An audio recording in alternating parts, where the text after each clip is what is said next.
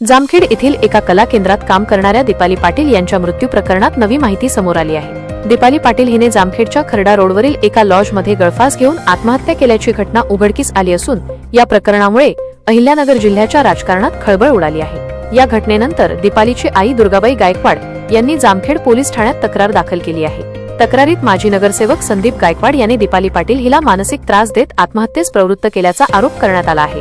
तक्रारीची दखल घेत पोलिसांनी संदीप गायकवाड याच्यावर गुन्हा दाखल केला असून त्याला अटक करण्यात आली आहे। या कारवाईनंतर प्रकरणाला आणखी वेग आला आहे। दरम्यान संदीप गायकवाड हा विवाहित असून त्याच्या पत्नीने नुकत्याच झालेल्या नगर परिषदेच्या निवडणुकीत भाजपच्या तिकिटावर निवडणूक लढवली होती।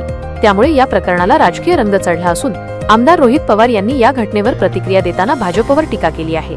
याला भाजपकडूनही उत्तर देण्यात आले आहे। या प्रकरणात आज संदीप गायकवाड याला न्यायालयात हजर करण्यात आले। सुनावणी दरम्यान न्यायालयाने सरकारी वकिलांचा आणि बचाव पक्षाचा युक्तिवाद ऐकून घेतला। त्यानंतर न्यायालयाने संदीप गायकवाड याला 9 डिसेंबरपर्यंत पोलीस कोठडी सुनावली आहे।